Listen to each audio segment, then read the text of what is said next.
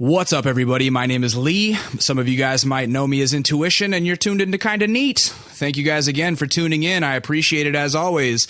Make sure you guys subscribe to us on iTunes or Stitcher. That helps a lot. Download the little application called Podcasts on your iPhone or Android device, and then search for us and subscribe and listen on a car ride, listen on the train, listen wherever the fuck you may be commuting. Make sure you follow us on Twitter. You can follow me at It's Intuition. You can follow my man Ben Shim behind the boards making the shit sound buttery at I Am Database. Follow us as a unit on Twitter at That's Kinda Neat, Facebook.com/Kinda Neat. You can leave us comments, or please actually send me private messages on Facebook after you like that page and ask me questions so that I can give advice, give my shitty advice to you guys, the advice that I don't deserve to be giving. You can follow us on YouTube, youtube.com/That's Kinda Neat. Make sure you subscribe on there. New video drops every Wednesday generally, unless we have somebody in that's not a musician. And then everything is wrapped up in a pretty package on kindaneat.net. Thank you guys again for tuning in. We appreciate it. Speaking of advice, I have been getting a lot of questions about breakups. And so I want to talk about breakups because I've been giving a lot of people that I know in real life breakup advice. And I've also been getting questions about breakup advice, i.e. like ways to break up and just kind of like my concepts about like the appropriate amount of contact after a breakup and shit like that. And I want to say that the older you get and the more of an adult you become, you never really feel like an adult, but the older that you get and the more of an adult that you technically become on paper, the harder it gets to make a clean breakup. What happens is you end up getting in these relationships. They may last a few months, they may last a few years, but you develop a certain amount of comfort with the person that you're with. And that comfort can lead to laziness. You know what I mean? And so what happens is you get in a relationship, you decide that something has gone wrong and you want to break up. You realize once you break up that all of a sudden it's hard to be alone. It's just kind of hard to be back on the dating market and realizing that like, wait, this is a cold, scary world when you're all alone. And so your tendency is to just call back the person and end up kind of getting into a fucking on again, off again relationship. And I do this all the time, so don't follow my fucking own advice. But I don't follow my own advice, but I feel like you should, and I try to do it better. You end up in these on again, off agains, and the point is that once a relationship is broken to the point where you feel like you should separate yourself from the other person, you need to learn your lesson and realize that like it's never gonna get better than that. Once the honeymoon phase is over, and then you start seeing someone's real flaws that don't intermingle with your own flaws, and you decide that it's to the point where you can't be around them, your mind is never going to change about that because people don't change. So you need to fucking break off contact clean. You can't be lazy because, like I said, the laziness leads to that comfort, and the comfort leads to fucking sadness around each other. And what I've been hearing a lot from people is that like, well, I feel bad if I don't respond to their texts or if I don't answer their calls. Like, I'm scared that they're going to be mad or this and that and the other. But the point is that we are humans, and what happens on this planet only happens in our own fucking heads. You know what I mean? Meaning that, in my opinion, we are social individualists. We like to be around people, but we only know what exists in our own fucking head. And so your happiness is very important to your fucking livelihood. You know what I'm saying? And so if you making someone else unhappy by either getting out of a relationship with them because you know it's not working, or not responding to their texts or phone calls after the relationship is over because you know that will make them unhappy or perhaps even unstable, you still need to put your foot down because someone else's temporary unhappiness, and let's face it, like a breakup is only leads to temporary unhappiness. People will get over it. That temporary discomfort of being alone and making someone else very sad is worth your long-term happiness. So don't get into the cycle of on again, off agains, because all that happens is you end up feeling like you're stuck. You feel like you owe something to this person for some reason. And truth be told, if like whoever loves the least in a relationship is in control of the relationship, meaning there's no two people on the planet that love each other an equal amount. They both love each other, but someone definitely loves the other one more. And that means that they're in control. So if you're the one doing the breaking up, and then you allow somebody to get back with you into an on again, off again relationship, and you know that it's never going to work in your head, but your refusal to put your foot down and not be lazy and let them back into your life, that is only going to lead to their misery in the long run, because 1, you're wasting their time. 2, you're stopping them from meeting someone that will be able to make them happy or help in their happiness. And 3, you're also taking away from your own happiness because it's stopping you from going to meet somebody new.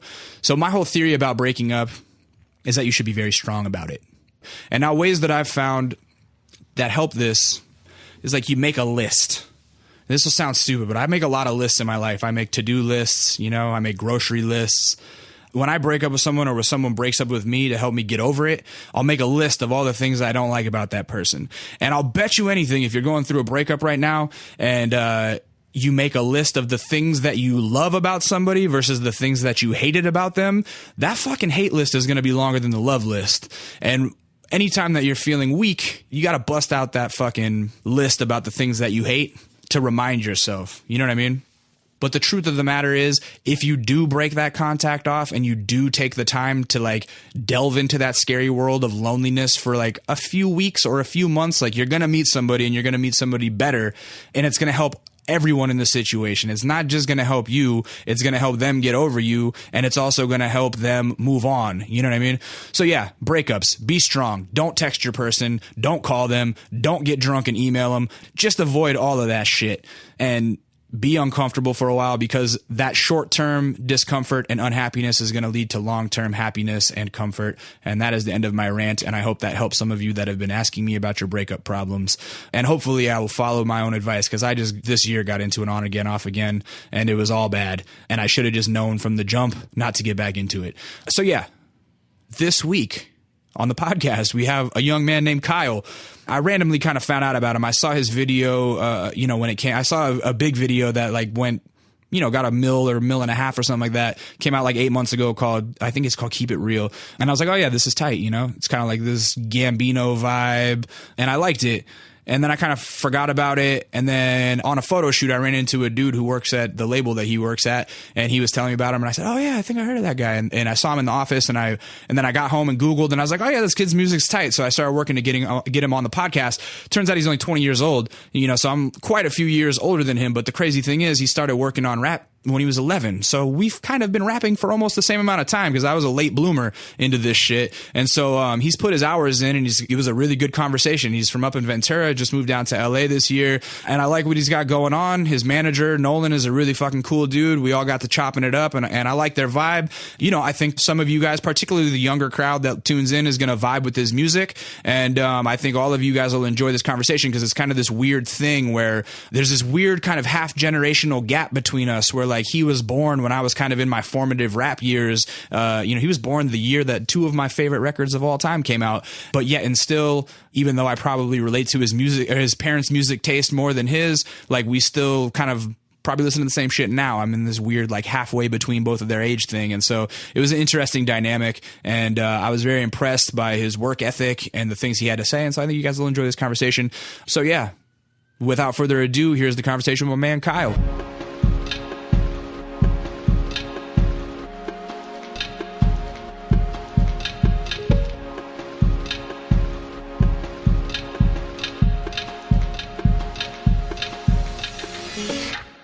What type of mic is this? I don't know what type of mic that is. This is a Neumann. Yeah, which that's really good. I know. I could see you trying to sit in my seat and take my spot. I'm like, nah, you don't get the buttery voice for the podcast. You can have it for the performance, but not for the podcast. No, it's hella lame. Yeah, man. So you're a youngster. We're like a half generation apart. Aren't we? You were probably born when I was like maybe in high school. I was born in 93. Oh yeah, like I was like You were in high school? I was in. You were in the thick of. No, actually, I was in 7th grade in 93. But 93 was a very it was a pivotal year for me, because that was when I really, really got into rap music. Oh, okay, that was the year that Doggy Style came out. Oh god, and it was the year that that's epic. Wu-Tang 36 Chambers came out. I actually have a Wu-Tang tattoo. Really? Yeah, I have a carton of cream, and it says $dollar bill, y'all. So wow. I wish you guys could see this. This is actually really tight. Yeah. It's like an ironic Wu-Tang tattoo. I always said that I wanted to get a Wu-Tang symbol, or like a Wu-Tang tattoo without the Wu symbol on me. You know what I mean? Just to show my backpacker. It's got a jar of cream. Is that a jar? It's like a carton. You know, it's like a little carton of cream. Like you would pour. It's like, you know, half and half maybe. Yeah, like you pour in your coffee creamer. Exactly. Where were you born in 1993? 93. I was born in Northridge, California. Oh, shout outs to Northridge. Yeah, Northridge. Home of the huge earthquake. Yeah, home of the fucked up earthquake. Was that before or after you? No, that was after. That was in 94. Oh, so you were a year old. Yeah. Were parents freaking out about that? I don't think my mom was there randomly. I think everybody was in Big Bear or some shit, but my grandma and grandpa were. Yeah. And our house randomly was untouched. Really? Yeah. It was weird. Our entire street was demolished though. Really? But, like, our shit was not fucked with. No kidding. The good Lord. Yeah. The good Lord. Shout outs to Jesus. Prayer hands. You feel me? Prayer hands for the Lord. What were your parents doing at the time when you were born? Damn, this is going to sound bad. I want to say nothing, really. Yeah. I want to say probably just... Were they young? Yeah. My mom was probably... I think my mom was 21 when she had me. Yeah. Yeah, my mom was 21. My dad's like... I don't know, probably like 22 or some shit. Did they get married? Yeah, they got married. Nice. Were you the catalyst of them getting married? Damn. You know what? I need to learn more about my mom and dad's marriage shit. But I don't know. They might have been married when they had me. Yeah. Are they still together? No, they're not still together. What age did they split up? These get mad personal. That's what I do. That's what I do on here. I don't know. I know they were separated. They weren't divorced though, but they were separated for like probably like my entire like as long as I was like conscious. You know, we were always it was mad normal. Yeah, like, you know what I'm saying? I still see my dad all the time, and we were all like still together and whatnot. But it was just like. Just didn't work out. Yeah. So you live with mom though? Yeah, I live with my mom. Are both sides of like the grandparents all in the same area too, kind of? Well, it's random. This is actually such like a fucking... This could be like put in a book or some shit, right? Okay, so basically both sides of my family are from St. Louis originally. Really? Born in like entire generation in St. Louis. Yeah. And they've all lived there their entire life, both families. Like for however fucking many years. But then your folks just randomly met in Northridge? Yeah, and then randomly, like my mom and my dad were born in St. Louis and both like grew up like kind of same area. But didn't know each other. And then they both moved to the Valley randomly and then met each other. Were they going to school in Northridge or something? Yeah, they were. My mom actually went to Northridge for a little bit. There's hella schools in the Valley. You know what I'm saying? Yeah, it's so big. But yeah, they ended up going to the same school, and my dad was like a break dancer or some shit. Nice. Hell yeah. She thought he was hella cool or something. Yeah. What is your ethnicity? Are you like mixed or just light skinned today? I'm just light. No, I'm just I'm mixed. My mom's white and my dad's black. Yeah. Nice. I'm a African. You feel me? Yeah. Same. Split down the middle. I'm not.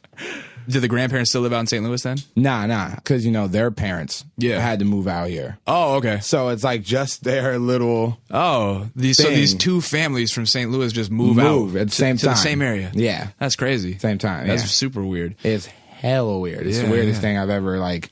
And then they randomly meet. Yeah. You got brothers and sisters? Yeah, I got brothers and sisters. How many? I got a baby brother, Pickle, and my older brother, Chris, and I have a little sister, Amelia. And are they half brothers, half sisters? Can I say their hood names? Please do. Well, Ian's real name is actually Ian, but his hood name is Pickle. Yeah. Chris's hood name is Ugly, and Amelia's hood name is Millie Moolah. Okay. Yeah, and so why don't you have a hood name? I mean, I'm just the least street of the whole team. You know what I'm saying? They kicked me out the hood for not putting in enough work. Are you the eldest? Nah, I'm the I was technically the middle child before my baby brother was born. Okay, but I'm the second oldest. Yeah, second oldest. Yeah. You close with all your siblings? Yeah, super close. Yeah, where they all live out here close. too? No, they live in Ventura now. They live in Ventura. Yeah. Still, yeah. So you're born in Northridge in the Valley, and then did you go to elementary school out in the Valley and shit too? Yeah, I went to Garden Grove, and then I went to Cantera. Cantera was tight. Oh my God, I love that place. And then I went to Northridge Middle School, and before I could go to high school, I went to Cleveland for like a summer or some summer like Cleveland, school. Ohio. No, Cleveland High School. Oh, okay. Sorry. Yeah, no, okay. I always say that. I was like, I came from Cleveland. Like, yeah. Ohio. Yeah, and then after that, I moved to to Ventura. To Ventura. Moving on up to the west side. It was totally like a Jefferson's fucking moment for me. Yeah, I believe it. Ventura is a very nice place. Yeah. Oh my God. Yeah. One of my first jobs out of college was in Ventura too, and I used to always eat at this barbecue place. Okay. It was like a shack on the side of the road. I bet what was it called? Fuck, I don't know. It used to have like in the sauce or something.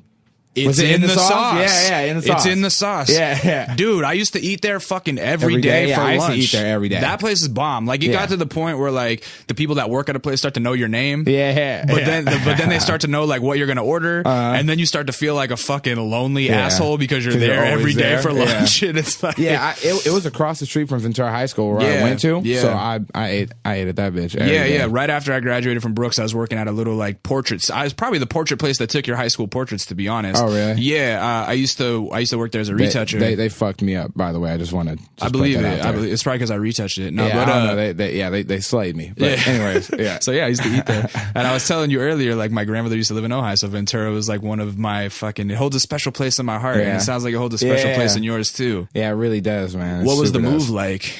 My gramps randomly like was working for this dude who passed away, and he was like, my gramps was like his only friend, and so he left him this house in Ventura because like we couldn't afford to move to Ventura. Wait, your grandfather just had a friend who left him a house? Yeah, like, that is fucking tight. Yeah, because like he became his only like friend. The dude was mad old, and he ended up leaving him a house. Similar to the people, it's in the sauce from me. Really? No, I'm just kidding. Okay, is that what we're only friend.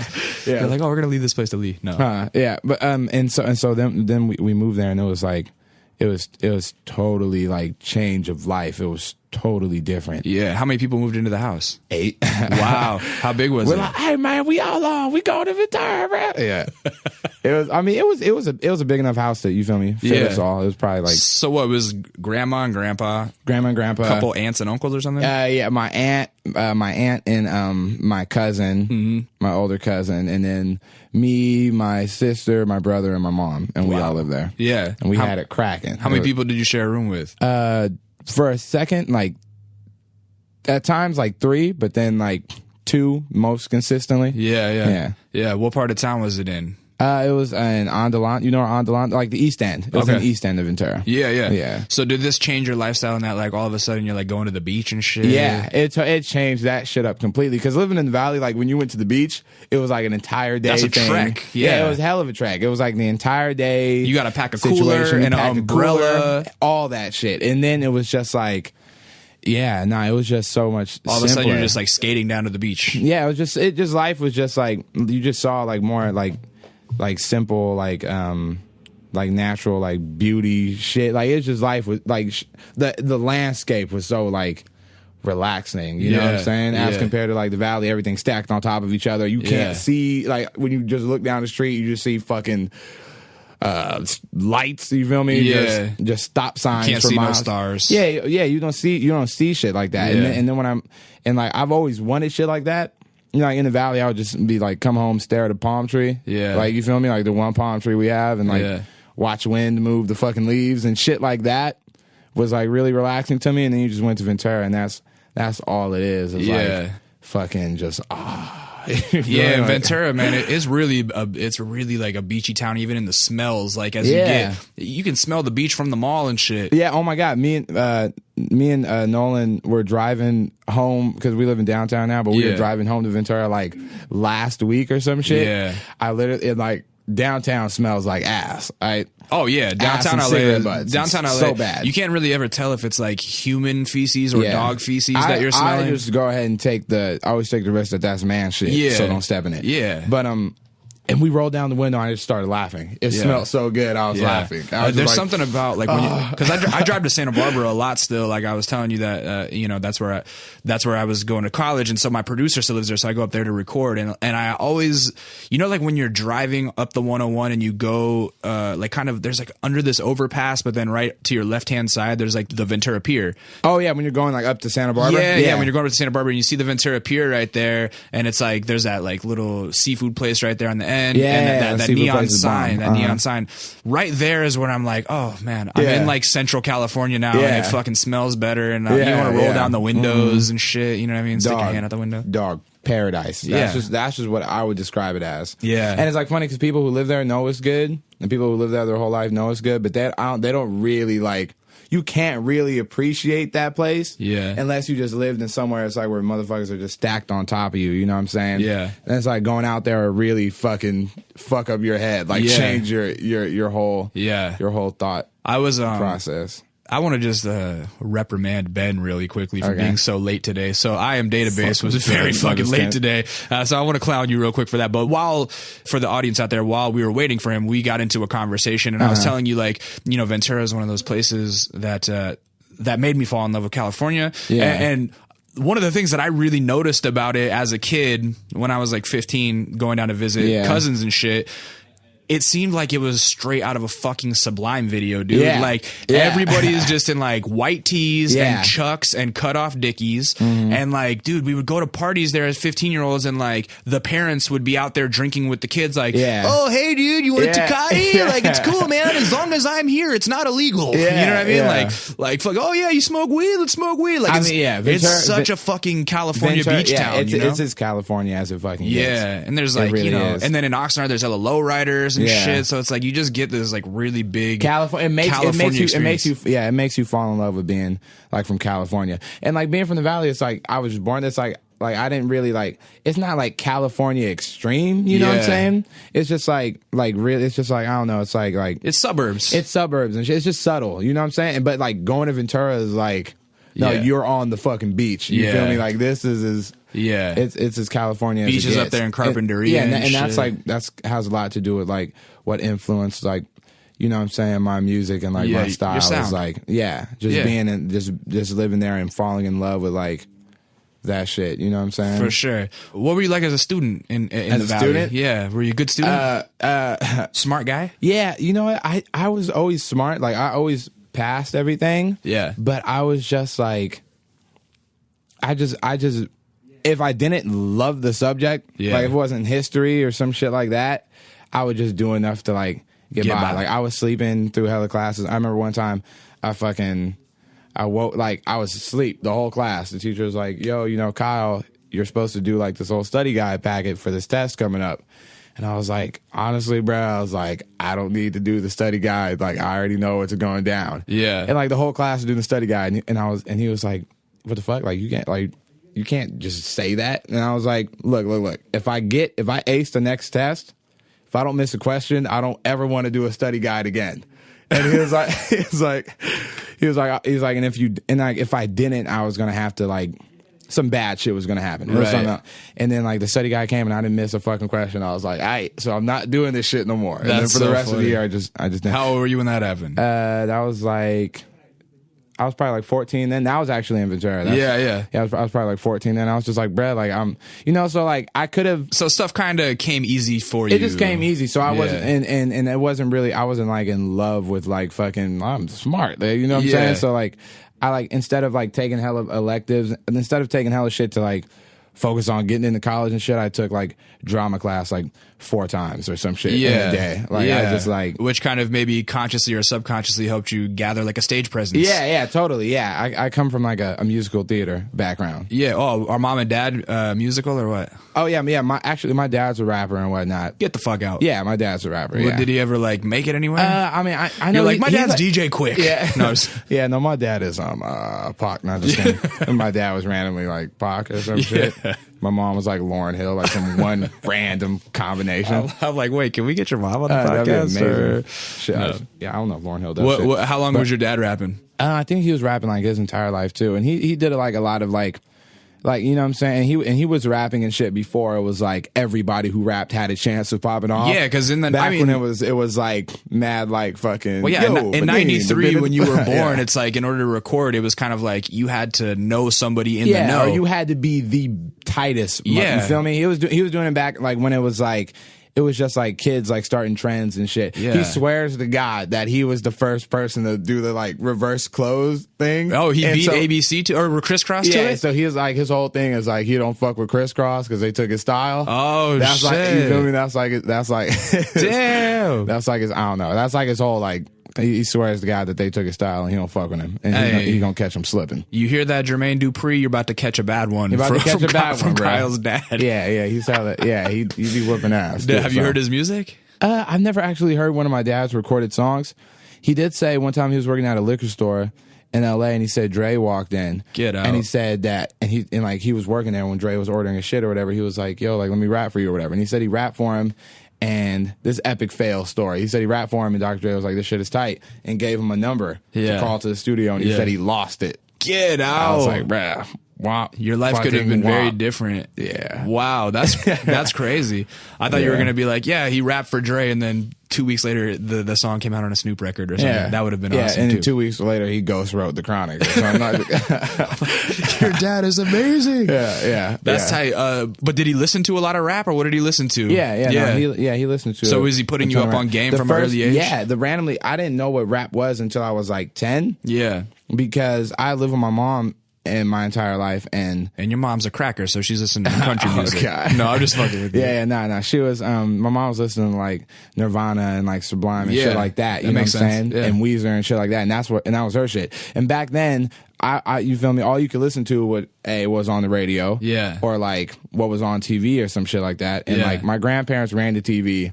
I wasn't hearing shit on the TV unless it was Dean Martin or like some random country song. Yeah. And then my mom was driving the car, and all I heard was like K-Rock and shit. And I remember I was with my dad, and then he played that old Dirty Bastard song, Shimmy Shimmy Yeah. Now the Brooklyn Zoo. Now the hey.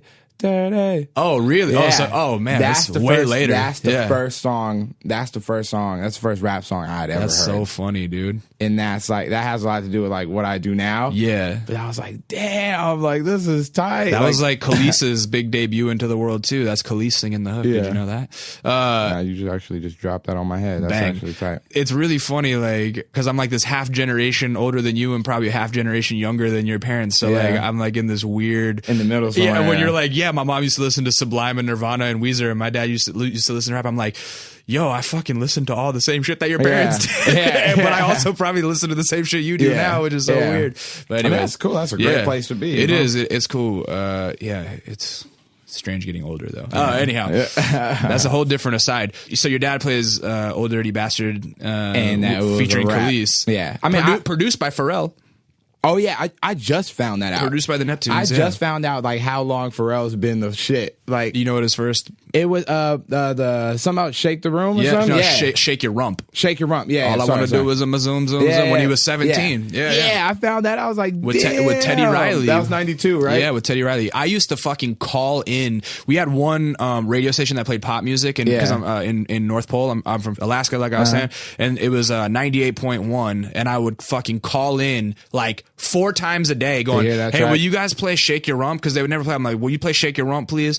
To the point where one day I was listening, and the host was like, "I'm gonna play this song because we keep having this young kid call in and request it, and it's getting on my nerves." And I was like, "Oh my god, he's talking about me!" Yeah. So that's actually amazing. But yeah, I found that out, and I was like, "Wow, Pharrell's a freak of nature. How is he like?" Been on forever and not aged and still a trendsetter. Yeah, and he just made like 2 of the biggest songs this year. I mean, that's like, damn. That's 20 years in the game, and the dude still looks 13, and he's on fire. Yeah, like he is like, it's crazy. Not falling on us tight. It's crazy. That was super tight. That's the kind of longevity that you hope for. Hell yeah. So you hear that Old Dirty Bastard song and just instantly like clicks with you? Because I've been writing songs and shit since I was like 6. Really? And I was writing hella poetry. Yeah, I remember one time I won a poetry contest for all of LAUSD. Wow. And that's like millions of kids. Yeah, that was big as fuck. Do you remember the poem? Yeah, it was about spring or something. Yeah. We had to write it about spring, and I was talking about deers and trees and all shit types that of you don't get to shit. see in LA that much. Yeah, no, I just remember our school only had trees on the middle of, the outsides of it or whatever. Yeah. Like we probably had like 10 trees. Right. To keep it a buck. And it was just around the gate. And I remember I wrote that poem just looking at the trees and shit. And I'm gonna steal that, by the way. Keep it a buck. I've never heard that. Oh, keep it. Yeah, I got that this year from my friend CP. He's on my album. He's on To Do List. Oh, okay, never mind. Yeah, different CP than I know, probably. He's from New York. And Okay, he said, and he says, hey, my nigga, I'm gonna keep it a buck with you. You know, I'm stealing that CP. I'm sorry, because I've been saying keep it 100 so much. Yeah, like, keep it a buck's amazing. Yeah, right? that's tight. Yeah. So you guys had 10 trees at the middle school. We didn't have a single tree in the middle of it. Yeah. Like, we had bushes and shit in the middle of it. Yeah. Or we did have one tree by the library, but you feel me? The trees were limited. Yeah, yeah.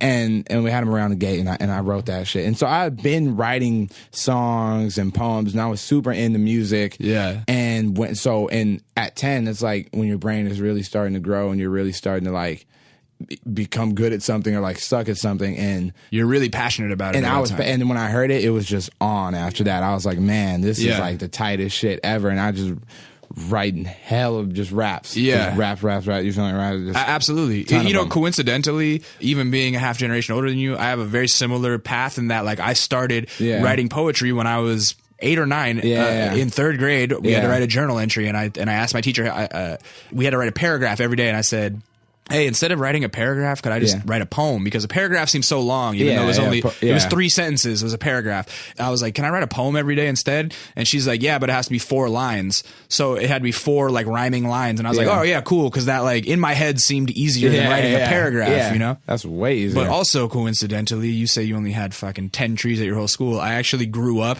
in the school that I went to was actually the city was named Tree Town, USA. Oh my God. That was an award they won because we had the most trees per square mile of any city in the country. Oh my God. How about that? I fucking just grew up in the jungle. Yeah, you guys probably had like highly evolved birds and shit. Bald eagles and shit. Oh my God. It was crazy. Like, picking up Alaska's babies, fucking flying away. Alaska's crazy, man. So yeah, that's cool. So you're writing poetry and you win an award. Like that must be... and they got like published in some book. I don't know where the book is at now, but I remember winning that competition. And I was like, oh, I won like a little competition. And then now I think about it and I was like, damn, I don't know how many, there has to be at least 100,000 kids in like the LUSD. So many people have probably entered that. Yeah. And then now I think, oh, okay, so that was like a little sign. Low key, you were kind of a gifted youth. I would say so. You just were lazy about it. Yeah. Right? Yeah, I would say, yeah, kind of, because like right after especially with like rhyming words and thinking of words, you know what I'm saying, to say. Yeah. It was for sure, like, I would say a gift. Because after I heard that ODB song, By 11, like, I was at Skateland serving people in battles, you know. Really? People were getting served in rap battles. Yeah. Wow. Yeah. I still remember, like, the first rap battle thing I wrote. You know, I was battling like some 21-year-old dude, and it was amazing. Get the fuck out. Yeah, he got slayed. Do you remember the raps? Slayed. Yeah, I remember the raps. Let's hear some of them. Give me a sample. I'll give you the one that I used against this dude. Yeah. And, you know the whole thing? Yeah. Oh, and back then, I used to do like hella. I mean, everybody rapped about guns. My favorite rapper when I was a kid was Jadakiss. Okay. So I was, you feel me? Everybody was getting shot. Yeah. Okay. In the rap, everybody was dying. Everybody was getting shot. Yeah. There's bombs being dropped. Yeah. I had at least. You're running from the bitches. Cops the whole time. Yeah, I'm running from the cops, shooting people. It's Grand Theft Auto, really. Yeah, it was Grand Theft Auto raps for sure. Yeah. It was no MC can't see me, so please be easy before you find yourself on TV. Yep, Channel 11, you and whoever stepping. I don't need any niggas, just a drink and my weapon. Guess I gotta show you what beef really about, because when I load the clip in, the bullet's gonna come out. Hey, yo, shit'll never faze me. He must be going crazy. He's talking about a fight, but I'll never hit a lady. He's supposed to be a blood. He don't gang bang. He gets gang banged by his whole gang, man. You was never getting warmer. You thinking that you're hot, but I should warn you. I'm riding around in the Transformer. Nigga, you's a bitch, so I call it a purse snatch. This nigga thinks he's tough. I done fucked with worse cats. Catch you with your girl, better tell her to work that, because there's a good chance that my fifth gon' jerk back. My flows come dumping. We gon' really see how much blood you got in you when your heart stop pumping. 818 champ or flirt. Fucking with me, there's an 8 out of 8 chance you'll get hurt. You have now woken the beast, nigga. It's scare time. Homie, I got shit out to rearrange your hairline. You ain't got it yet, nigga. You better get right, because I'ma beat you till that fitted cap don't fit right. You're quick to beat. You're quick to leave. I'm quick to pistol whip this bitch for free. Yeah, be no peace. Y'all be deceased. My peace will lift this nigga up off his feet until the kid ICM, high-powered rifle, man, be at your house at 9 p.m. with the 45 cock. So you better keep your windows shut, your heat tucked, and them fucking doors locked. My name was Kid Cash back then. I was like, 'cause Kid Cash coming. Hell coming with me. Ripping this nigga up until hell come and get me. it's in something else. I was like, As an 11-year-old? That was 11, yeah. Wow. And I was like, everybody was dying, bro. There was no mercy. Yeah. I had hell in That my is mind. My fucking- face was tatted up. You No, feel but me? I gotta say that I'm very impressed that you wrote that as an 11-year-old. And then I'm trying to put it in perspective because that was 9 years ago. So that was like in 2003. That was hella long ago, and I was Well, like, no. But at the same time, I'm going, that's a fucking advanced rhyme for an 11-year-old. But then that's the thing is, I think about it like when I was 11, it was 1992 when I was 11. So like fools weren't rapping like that. Fools were like fucking Criss Cross was the shit in 1992. You know what I'm saying? Yeah. So like as an 11-year-old, my rhymes would have been nothing compared to that. That was fucking. Thank you. But that's what I'm saying. In the beginning, like my influences. Yeah. All of my first rappers I fell in love with were all like East Coast, like punchline rappers, like Big L and like Nas and like Jadakiss. And that's the crazy shit that being the age that I am in the generation, like I said, that in between generation that I'm from, that's the crazy shit is that like kids your age, they grew up on rap as rap was already developed. Yeah. And when I was growing up, I was literally born the year that like rap hit the mainstream. Like in 81, like that was when the first, like, I think that was like one of the first years that like rap was hitting the charts, you know what I'm saying? And so rap, I had to grow up as rap grew up. And styles have developed as I've developed. Whereas like, dude, rap was a fucking thing when you were 11 and like you had people who had already mastered the craft that you could learn from. I already had Nas and motherfuckers like that to be like, this is how you rap. Exactly. And when you were 1 years old, that's when fucking Illmatic came out. You know what I'm saying? That's when Illmatic fucking dropped the or that's when it changed the game. You know? So yeah, I don't know. I think that's just so interesting because like we were talking about earlier, like young cats like fucking Earl and these crazy like prodigious rappers and dudes like you that fucking have been growing up around rap. Like it's like we just have a better blueprint to like because you know it's like you can choose your idols better. And it's like your brain, like people don't understand like our brains have mad potential to do shit, you know, and it's like as a little kid. It's like if you're, I mean, not to say Will Smith, that's one of my biggest influences too. It's like the Fresh Prince. But it's like if I'll always remember him as that. If I'm a little kid and like I'm first hearing Fresh Prince, I'm a rap like Fresh Prince. Exactly. You know what I'm saying? But if I'm a little kid and the first song, like or like one of the songs I'm listening to is New York State of Mind. I'm gonna learn how to do that too. Exactly. You know what I'm saying? Exactly. Like, I had mad lyrical raps like blah blah blah blah blah blah blah blah. You know what I'm saying? And then like I heard like Jadakiss. That last rap was obviously hella like Jadakiss influenced. It was like a smack battle rap. Yeah, it's like one of the smack DVD. You know, we about to. You know, we got my man's Kick Cash.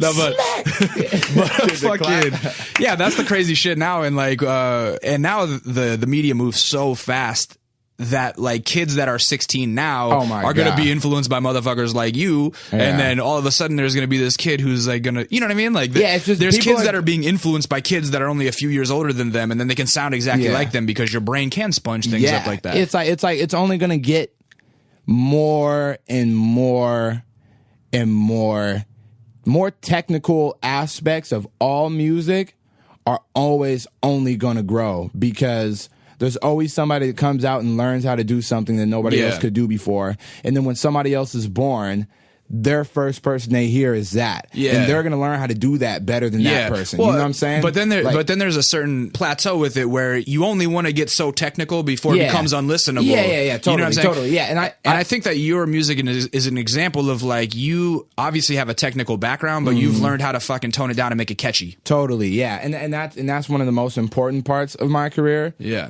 Or just making my career was that like because I remember when I was a little kid I had no swag, like I was just rapping about everybody was dying. It was hella technical, but it really had I didn't have a sense of like intangibles and like delivery, like how to say something cool, you know what I'm saying? And that's something that I learned that it took me a while to really understand, but at a certain like when I was like maybe 18, somebody told me like, yo, sometimes rapping, it's not about what you're saying, it's about the words that you don't say. And it's about the things that you don't say. And I was like, that took me forever to understand, but at a certain point it's like, it's your breath control, your delivery, your vocal tone, and go ahead. And the person who did that for me the most was Fresh Prince. I remember being able to, and I remember being able to come up with all these lyrics and shit and hella fast. And I remember watching him, and like his just whole like character was so like. but how, you know what I'm saying? And like the way he said shit was like, Yeah. it was so simple, but it was like, that's what was tight about it. I mean, Summertime was a real game changer for me. Yeah. And that probably came out the year that you were born. Probably. Or maybe even before that. But like that was a game changer because Yeah. that was like super modern at the time that it came out. It was like Will Smith had really stepped his swag game up. Yeah. People like him and like Craig Mack and like Ramen like, no, Tibet. Craig Mack is that Ross from here to Tibet. No, Ramen is not like he that. Does that vocal shit. stretching. Yeah, and that became swaggy. a big thing in my music too. Yeah. Like vocal, I still do that now, especially when my raps now is like vocal stretching, and I learned that from like him and like YG. Yeah, give it up to YG. But yeah, shout out to YG. Like people like that. Shout people out Ty Dolla $ign. Yeah, I want to get both of those guys on this podcast. Oh yeah, I fucks with them. Yeah, they're hard. People that listen to me would probably be surprised for me to say that, but you're like a student of the game. Yeah. So you found out about this Old Dirty Bastard song, and then you went back and did your research because you've already shouted out Nas and you shouted out Craig Mack. Like Craig Mack, in the grand scheme of thing, he got fucking forgot about. Really. Yeah, he's so under the radar. Yeah. But he influenced me so tough. Yeah. Because I've always like been like a playful like. You feel me? Like carefree type of dude, and his rhyme scheme was so like raw, but at the same time, it was so like there's a lot of like carefree elements to it. You know what I'm saying? Like there's the shit he was saying. Like, have you seen him lately? No. He's like in a cult now. Oh God! Wait, like a well, maybe not. cult? No, not like a satanic cult, but he's like in some kind of like crazy like evangelical religion. Like I saw some video of him in a church, like fucking confessing or not confessing, but like dropping his name. He's like, I used to be known as Craig Mack, but now I'm like brother something something. You know, like it's like some white preacher is telling him like this boy came to the church, and I was like, whoa, he changed. Yeah, he's out there. It was weird, but anyways, he's in Virginia somewhere. So did dad pick up on the fact that like Kyle has a penchant for this and I should like guide him? My dad was for sure the first person that brought me. I remember he was taking me to studios when I was like 11 and 12. Really? Nothing ever like came. I didn't really have like a fucking, you know what I'm saying? Yeah. But he took me there and he like would try to like force these people into like recording me and shit and like really made me take things serious from like a beginning, you know? Like, cause I think that has a lot to do with it because like I remember being 11 and 12 and like, oh yeah, and I'm going to the studio and I'm gonna try like going out to LA, trying to stay for a week just to get, cause he lived in Hollywood, trying to stay for a week just to get one time to record. So I just like, it was different for me from early age. Yeah. And like that's all thanks to him. in 03, you're out here like, I'm about to meet Ja Rule. Yeah. I remember in 03, I met, well, not in 03, but sometime, you know, when I was hella young, I met, some dude who had produced some Ludacris track. And I thought that was like the tightest thing ever. Yeah. And I was like, oh, I love talking to dudes your age because everyone always shouts out Ludacris as like a big influence. You know what I'm saying? Ludacris the shit. Dude, Ludacris is tight. Ludacris is one of the best punchline rappers ever. Very like, technical. Delivery. Very technical too. He's a real rapper's rapper, but I feel like a lot of people don't realize that. Because he just has such big songs. Yeah. He has such big, like, huge hits. Popular hits. Yeah. That it's like, oh, like, you know, but he's like, he listen can really to what rap. he's saying. Yeah. Great voice also and good, like, delivery. Inflection. He was like, kind of like an ace across the board when it comes to that. For sure. He gets slept on because I think, like, people just assume that he's corny or something. You know? Yeah, well, I feel like people just assume that he's like, I mean, he kind of, not to say he's like past his time is over or something. He's for sure not over, but it's like, he's not as big as he was. Yeah. You know what I'm saying? Those things fluctuate. Those things fluctuate, but like he's still like, yeah, if you go back and listen to it, it's like, yeah, that's a hit, that's a hit, that's a hit, that's tight, this tight. Like, I find it interesting that even though I keep bringing up like how much younger you are than me, like really it seems like you've put almost as much time. Like we kind of started at the same time. Cause I got a late start. I didn't start getting into a studio till I was 19, 20, and like here you are at 11. So you've been doing it now for 9 years. Yeah, but I'll say all the shit I learned as a kid doesn't amount to anything I learned from like age 17 to like age 18 because I bought my own recording shit. And something kind of clicks. After you've been doing it for a few years, something always kind of clicks. You know, like for me, nothing really started clicking with me until I was about 25, to be honest. After I had been doing it for like 5 or 6 years. Yeah. It's like something clicked. And well, actually I remember what made it click for me is I got my tonsils taken out, my voice changed. Yeah. And it dropped a full octave. And all of a sudden I was like, oh, I like found my swagger. Yeah. You know? And so what was it for you? It was buying equipment? For me it was I remember, because before that all I could do was really imitate, you know what I'm saying? I could never hear my voice on a record. Yeah. All I could do is imitate how I heard somebody else's voice on a record. But then I remember buying my own equipment. I remember buying my own shit and just being like, yo, Yeah, like recording, you know what I'm saying, and practice recording shit. And then I eventually... How did you save up to buy it? Or was it a birthday gift or something? It was like basically like my grandparents, like they had been saving since like we're born. Like they saved like $1,000 for us if we graduated high school or whatever. Right. And I couldn't afford the shit before. And I remember when I got that. And I'd actually bought some shit before, just a M-Box from working. My bad. But I didn't get my computer and shit until I graduated high school. But I bought a little audio box. I still have it today. Yeah. It's a relic. I'm going to hold on to it. For sure. But yeah, I bought that through like working at like Vans and shit. And I was using my Aunt Betsy's like old ass like 2006 computer. Nice. And then I just randomly, just made this one song, and I was like, did you like bootleg Pro Tools or something? What'd you start on? Nah, I started on Acid? Not even Acid. It came with this thing called Studio One. Okay. You know what Studio One is? No, I don't know Studio One. That sounds very rare. Yeah, it is rare. It's rare as fuck because it only comes for this this one little random audio box I got. But I started on Studio One. So it wasn't an M-Box? Nah, I didn't even get an M-Box. M-Box is too popping for me. Wait. Okay, never mind. It was like $200 and is it a came PC with program? everything. It's PC or Mac. Okay. It was just like the entire, like there was an M-Box for like 100, 200. I think it was like 200 back then or something. Now that I think about it, I think that we did play with Studio. It's kind of like a Pro Tools ripoff, but it's like gray. It has like a gray background. Gray and blue. Yeah, it has like gray and blue we scale. did try that for a little while and I didn't like it. Yeah, it's hard. Yeah. It's hard. But you feel me? It was affordable. And so I got that. Yeah, and I just made this one song and I was like, it just instantly, it just happens. You're just like, this is how I need to rap now. Yeah. And I just made this one song and I put the video up. It was like the song called Lemonade. And I freestyled over like the Lemonade beat. And I was like coming up with like witty lines, but they were more like funny and shit I actually wanted to say. You know what I'm saying? Because before this is what, like 3 years ago? Yeah. Before then, I was just like rapping about like basic shit and I didn't know what to rap about. And then this one song, it was like funny and I really started just rapping about shit like that came from my head, like shit I thought was cool and funny. Yeah. And I was like, this is the reason this works is because it's actually you. And I was like, oh, you gotta like rap. You gotta be yourself. Like this now. Yeah. But it's like just hearing be yourself is like the hardest thing to take in until you just randomly do it. Yeah. You know? Absolutely. I think a lot of rappers set themselves up for a loss because they start off pretending that there's something they're not. They get heard first as something that they're not. And then if you try to change that later to be more like yourself, you can't. You know what I'm saying? I think about dudes that are my age that were like super hardcore wiggas. Like white dudes that were like super hardcore wiggas back in the day. Like Eminem to me has not aged gracefully because he's like still in fucking tracksuits and shit. It's like he's still I mean that's back when like Justin Timberlake had a fade. You know what I'm saying? When it was cool. Like you could be an acceptable He had cornrows, you know what I'm saying? Like come on. Like that shit is crazy. He's one of the few that I was able to like age out of that, you know what I'm saying? Yeah, because it's like that's not cool no more. Yeah. So I don't know. You make that song and you made a video for it, you said. Yeah, I made that song and Nolan was like he lived down the street from me and he was like helping me out with some shit. Nolan that you've mentioned twice is your manager now. Yeah. He's your manager, so now you guys in the audience know Nolan. Shout out to Nolan. Shout out to No Dog.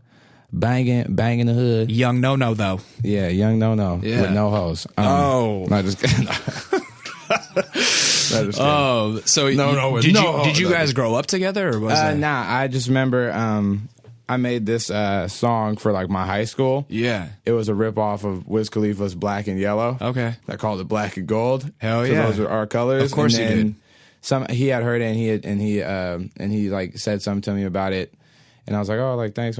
We joke about it now. Yeah. Because I told him, I was like, oh, man, thanks for, like, being a fan of it. And he's like, yo, bro, like, I mean, I didn't say I was your fan. But I mean, he's like, I don't see you as a fan. I'm not a fan. Like, I see dollar signs in he's you. Like, I didn't say I was a fan, bro. I'm just saying, like, I don't know, some shit. But, yeah, and then that's how we linked up. And he introduced me to Jacob Owens, who shoots a lot of my videos even now. Yeah. And shot all my videos back then. And he was like, yeah, it was like, let's shoot this Lemonade video. Did you kind of understand? Here's another thing that I think is a cool difference between our generations is that like dudes my age that are rapping, they don't understand the fucking power of a video. Yeah. And I think that at your age, you understand that a song doesn't really exist unless it has a video almost. Yeah, especially now. Back then even back then. When I first started putting out music, I was putting it out and it was like doing stuff for me. Was this like 2010? Yeah, it's like 2010. Yeah, like and that's like when Mac Miller really started catching on because of video 2011, stuff. Yeah, it's like about late 09, early 10. Yeah. And I shot some videos with my friend Mitch,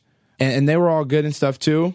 and I shot hella covers, and that's how like my shit started getting traction. Everything we did needed like a video to it. Yeah. But when I got with Jake, it's like I got high quality ass videos just off the jump. You know what I'm saying? Like they were like the best like DSLR like videos like right from the jump. So that had a lot to do with like the quickness of like. How did they find out about you? Who, Jake? Yeah. Through Nolan. Nolan had Knew them.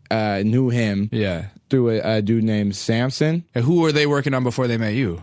Jake and Nolan. Samson. There was an artist named Samson out of Ventura. Yeah. And he's super dope. He's still a great friend of mine. Yeah. Shout out Samson. Yeah. Shout out Samson, bro. He like has like a mind that could change Earth. Like real shit. It's that deep. It's intense. But yeah. Young Captain Planet. Yeah, young Captain. Yeah, he's just like such a smart dude. Yeah. But yeah, they were working on him, and then they got introduced to me, and then we just started shooting videos and shit. Does your team have like a background? I mean, did they go to school for video production or anything like that, or like how did they get into it? Jake went to school for video production. Cool. And I think he just randomly said like, well, I want to. Now he's been doing videos. He was doing videos when he was a little kid and shit. Okay, word. But yeah, he's hella good. Yeah. And I got those off the bat. Yeah. So did Lemonade jump off? Was that your first video you put out? Yeah, no, that's my first. My first music video I put out was called We Can. How did it do? It did really. They both got like 500,000 views now. Yeah. All my original videos as KID did well, and it's because I shot this cover video with my friend Mitch, and it has like 1 million some views now. What was it? It's a cover of Drake's Headline song. Oh, tight. And that's like, and all those views started trickling over to like my videos. So when you say you covered it, did you do it word for word? No. I freestyled. I just freestyled the whole thing. You flipped it. Oh, yeah. You freestyled it. I just freestyled the whole shit, and we were like, off top, and we were like, whatever happens. It was like real funny, type of thing, and I think that's why people fucked with it, because it was just real personal. And was it just like shot on the from the camera on your laptop or something? Nah, it was we had like a little Canon, and it was just like shot like in a circle, and I just like did the whole thing off the top. Did you stick with his melody? Like, I might be too strung out. No. I did my own shit, but then when like the hook came, like Oh, okay, tight. Yeah, but I did like my own dope. shit. I'll have to go check it out. I love that song. Yeah, you got to. That's one of the best songs ever. Yeah, that's a great song. I actually, at the time that song came out, I was trying to prove a point to somebody about how easy it is to memorize raps. And so the first, I heard that song and I was like, all right, cool. I'm going to drive home from downtown to Culver City and I'm going to memorize this first verse by the time I get home, and then I'm going to call you. Yeah. And I did. Wow. Because it was like that song is so fucking catchy and easy to memorize. Anytime you throw a melody over lyrics, it makes it so much easier. It makes it so much easier to remember. Well, yeah, because you're not going like, oh, what did he say here? You're going, well, that's why the ABCs are a song, you know? Yeah. It's like, what did he say when he did? Yeah. Yeah, exactly.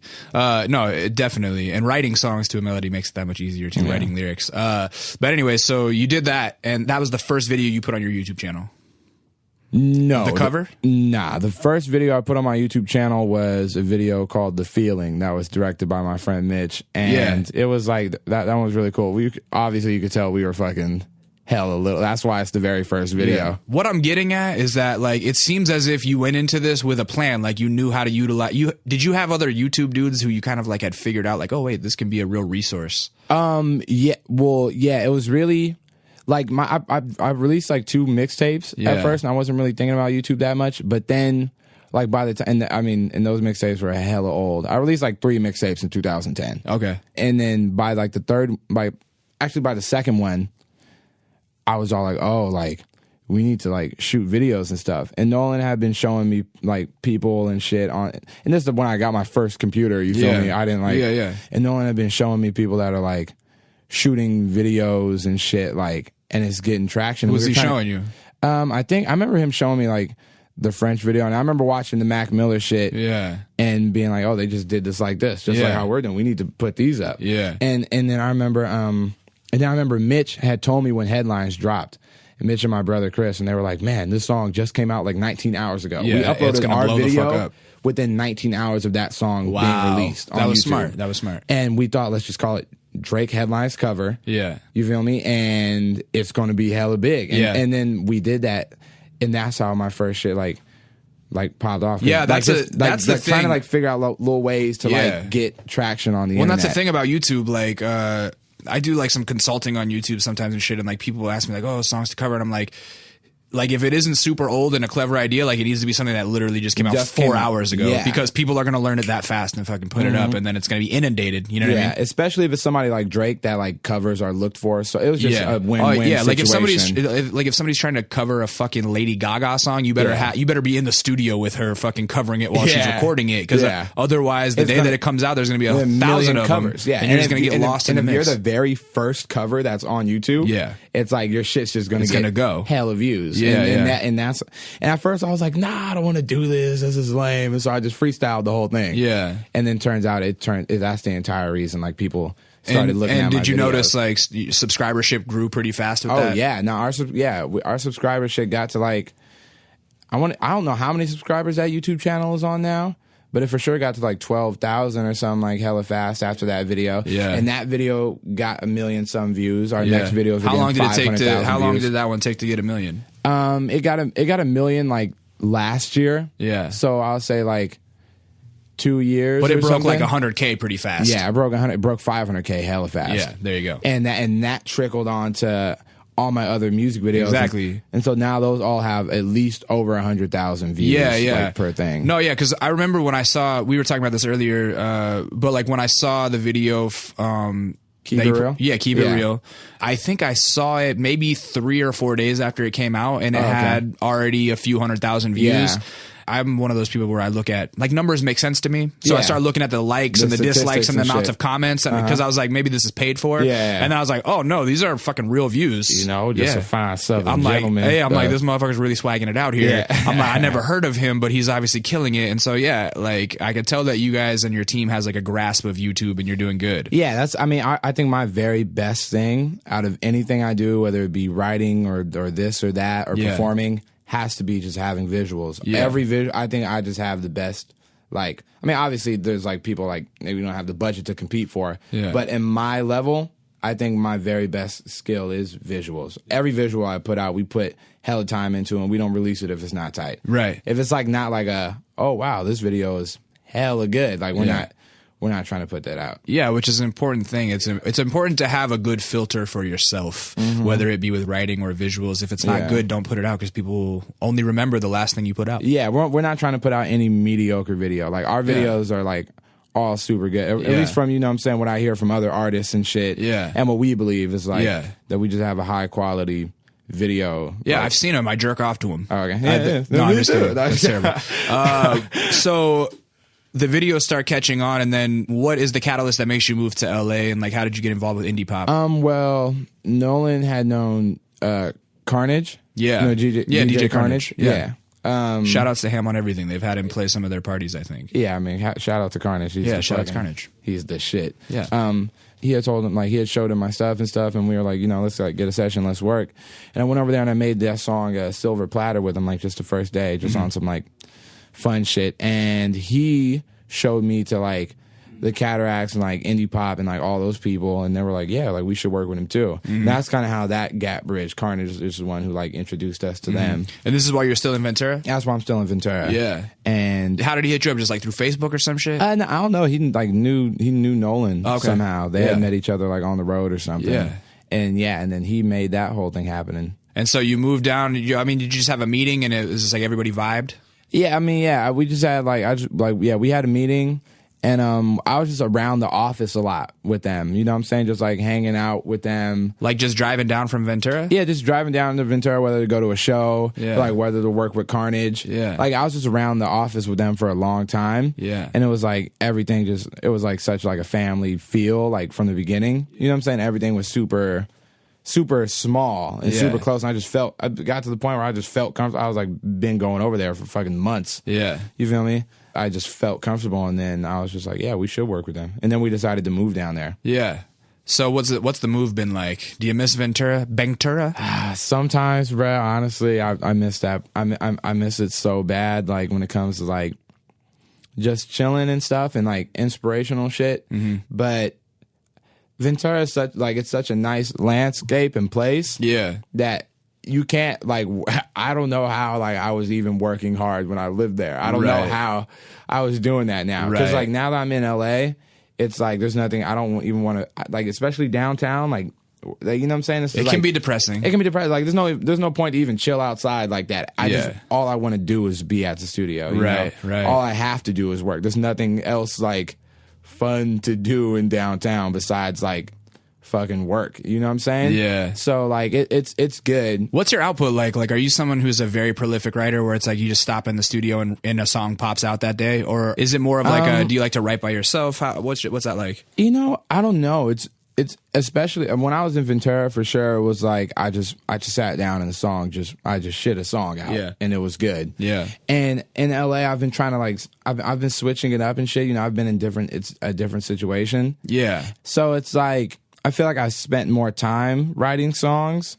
You know, now I just like, and especially for this next project, I'm trying to if a song takes, you feel me, 2-3 days, however long, I want to just make sure it's flawless. Right. But like, yeah, my writing process is pretty like, I kind of just hear the beat, and if the beat strikes me, it just happens. I'll just pretty soon know what I want to talk about, and then like these little random like little thoughts about some funny or a little play of words will like pop in, and I'll just like, you feel me, like jot it down. Yeah. So it's kind of like that. Yeah. How's the LA girls treating you? You know, you got bitches. Bro. I got you got bitches. I mean, you got a lady.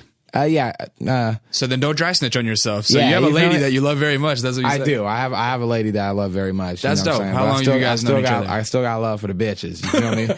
I would imagine a young, handsome gentleman like you probably got a lot of girls trying to tempt you on Facebook and such. So stay away from those demon women. Yeah. No, I'm pretty much. How long have you known your lady? In love. She's kind of influenced. All my songs are either like hate or love songs. Absolutely, about her. There's always one muse that does that. Yeah, and I've known her for probably like 4 years. The funny thing is that even like 3, even if it works or not with you guys, like you'll still be writing the love songs about her 6 years from now. Yeah, I know. You know what I'm saying? Like that's just how it works when you got that first one. Totally. I'm super in love with her, and it's like every single song I write for some reason like. I'm either like hating, I'm either like in a bad mood that day or a good mood that day. And it's like, I'm one of these is about to be about you. Yeah. So, but yeah. Did she move down here with you too? No, she didn't move down. She still lives in Ventura. Up in Ventura. So that gives you an excuse to go back though. There you go. Yeah. That and like seeing my family and shit. Yeah. It's just like a vacation. Absolutely. What's next for you, man? I still got a ton of more visuals for Beautiful Loser, my album that I dropped. Yeah, when did that come out? 805, the area code for Ventura. Oh, randomly, August 805. 5th. Yeah. And it came out then, and I still haven't released. So that just came out. Yeah, it just came out, and I still haven't released enough visuals for it in my. How's it going for you? What's the response been like? Man, super good. It went top 7 on iTunes. Nice. Yeah, it got like, you know what I'm saying, it got like a lot of people who didn't know about me like into me and got like my shit buzzing now. Yeah. It like set me up to like deliver like a home run, you know what I'm saying? You play shows around LA? Yeah, I did. I've done a couple shows, either opening for somebody, and I did my own show at True Hollywood. Oh, okay. Is that like a club? Yeah, it's like a club, but it's randomly like a concert venue too. Have you ever tried to throw like do you have a booking agent and shit like that? Yeah. I'm with CAA, like Kara Lewis. Oh, dope, man. Yeah. Do you know what your draw is around here? I'd be curious. I mean, I don't know. We like packed True, and that's like, it was cracking in there. That's dope. I mean, LA is weird because it's like, it is weird. It's like the cool. Like, there's a method to the madness. I'm starting to finally fucking crack the matrix with how to get people to show up for shows. If you ever wanted to throw a show, I'd help you. Yeah. Okay. Well, I mean, we gotta look into that. Yeah. Because LA is like a weird place to. It is a very fucking throw weird shows. Place. You never know. But that's the thing is that there's a lot of with an artist like you, where you have built your own fucking following, you know what I'm saying? And and even though you're on the outskirts of the machine, you're still kind of like with a big indie and like you have your established fan base. There are venues where you can go outside of the system. Yeah. You know what I'm saying? That are kind of like off the map, off the grid. And if you promote it right, your whole fucking fan base will show up and be there. And it'll be like a legendary type of thing. Yeah, you know what I'm saying? Like that's the real shit. Yeah. But anyways. Yeah, every time we go to Ventura, we do that for sure. Yeah, like absolutely. And I'm sure you're probably at the point where you could do that here. You know? Yeah. I mean, especially because that show was like right when we dropped it. Yeah. And like, I mean, all my like statistics have like doubled since then. Yeah. So like, I don't know, you know, but I'm just like the type of dude, like before I try to like fucking beg people to come to a show, I'd rather just keep putting out, keep working. You don't gotta beg though. Yeah, and you know what I'm saying. But like, I'd rather just keep putting out material to the point it's like they demand it. Yeah, you feel me? That's the whole thing. Yeah, rarity. You know, like keeping shit rare is a benefit too. You know, the less you play, the more people want to see you play as well. Yeah. Do you have plans to get on the road?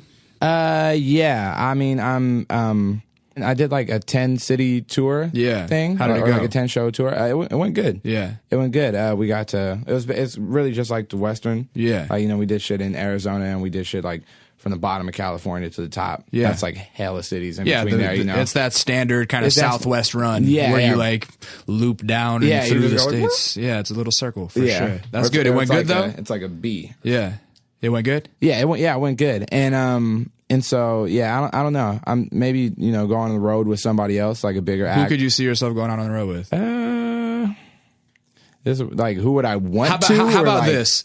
I've got two options. Who is the dream that you would want to go out with? And then who is a realistic good fit? Okay. Yeah. The dream. Because like my dream is going out with Drake. I mean, no homo, not going out with him, but going on the road with him would be amazing. I mean, I would want to say that too, but I just get like, I had too much like weird Drake like comparisons or something. Comparisons and shit too, but that's still a huge influence for me. But I just went to this Kanye West show. Oh, how was it? Wow. Yeah. Life has changed. You go first night or second night? Second night. Oh, yeah. If I ever got to go on the road with somebody, it'd for sure be him. Be Kanye? I mean, just like... He didn't have an opener for that, did he? Oh, no, wait, Kendrick. Kendrick. I mean, I was just like, what? Wow. He had a mountain. Yeah, I saw that. And he brought out Jesus. It's like some people bring out their friends, or like somebody could even bring out Dr. Dre. It's like... Cuz brought out Jesus. Like, you know what I mean? Yeah. And it wasn't even an actor. It was literally Jesus. I mean, Jesus came. He literally resurrected. The actor was late. I guess the actor was stuck in traffic. And they're like, fuck, like, what are we going to do? And Kanye's like, I got this, guys.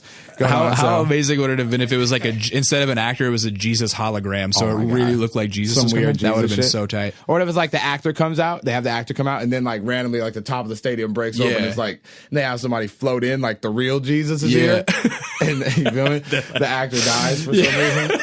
for blasphemy. Yeah. So who do you think a realistic fit that to go on the road with would be, or like, you know, an achievable goal perhaps? And I ask you this because I think maybe that's a good place for people listening to could have a grasp of like, oh, if I like this, then I will like Kyle. Yeah. Okay.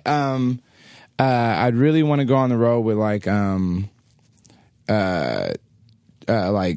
Gambino or like Chance or somebody. You know what I'm saying? I'm a big Chance fan. Yeah, super. I'm a huge Chance fan too. Chance, I love that tape. Yeah. And I met him one time and I seen his show. I actually opened for him in one show in like Santa Barbara. Oh, at Velvet Jones. Yeah, Velvet Jones. Swag. And I watched the show and it was super tight. So I'd like to tour with him too. Low key, I've never announced this on the show, but we were supposed to have Chance on the show, like as maybe our like 10th or 11th episode, right before it went kaboom. Yeah, like I actually was in touch with his manager, but they got tied up in LA on their last day here, and they couldn't make it. So it was unfortunate because now it's like that motherfucker's way too famous all of a sudden.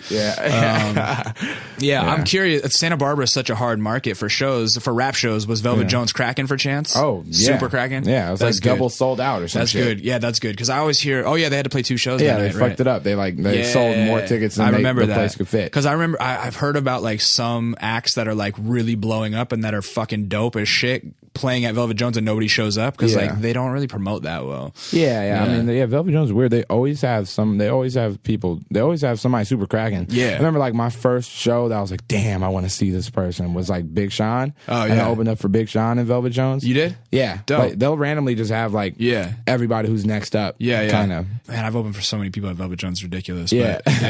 But, at one point, speaking of Kanye, I opened for Rhyme Fest at Velvet Jones. Oh, really? Like back in like 2008 or something when like Brand New started cracking.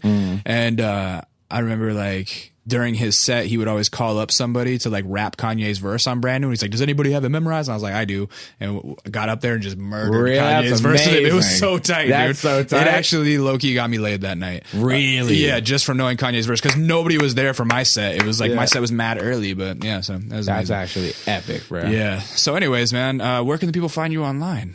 Superduperkyle.com. Super Duper Kyle. If you guys want to go to that. Or you could just I don't know, YouTube Kyle. Just go to YouTube and type in just search Kyle and you'll pop up. K-Y-L-E, Damn, yeah. your SEO is strong. You Then, feel me, bruh? You out on this online marketing. You just changed your Twitter name, right, from something to something. It was Super Duper Kyle like a year ago. Yeah, and then it was Love Kyle throughout like the whole Beautiful Loser run. I was kind of going with like, you know what I'm saying, that whole thing.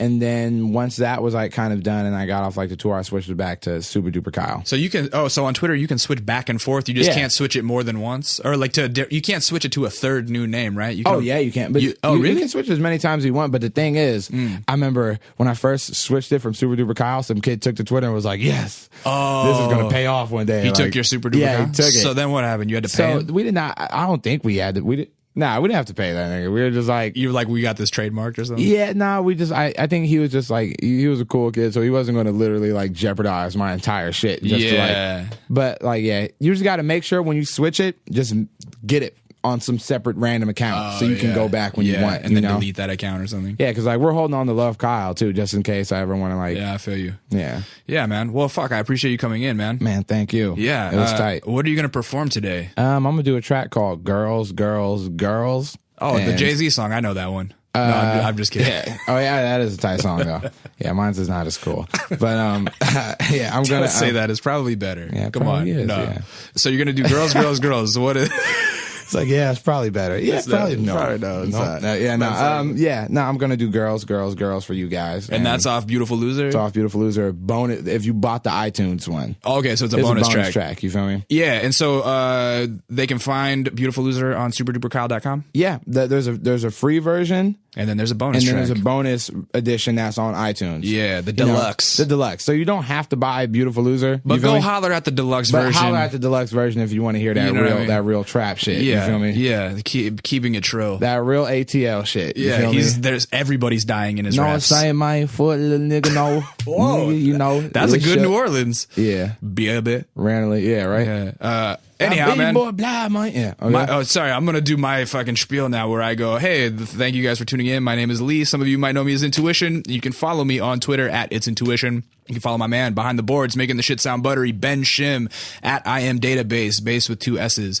Follow us as a unit at That's Kinda Neat. YouTube.com/That's Kinda Neat, where you're going to see my man Kyle perform Girls, Girls, Girls. Make sure you fucking, the crowd is going crazy for him. Make sure that you guys subscribe to the YouTube channel. Don't be a fucking hater. And then you can find everything wrapped up in a pretty package on kindaneat.net. And of course, our Facebook page, facebook.com/kindaneat. And that was it. Kyle, thanks, man. That was painless. It was a good conversation. Yeah, it was. Yeah, thanks, man. That was simple. Yeah, Thank you. That's it. That's Kinda Neat.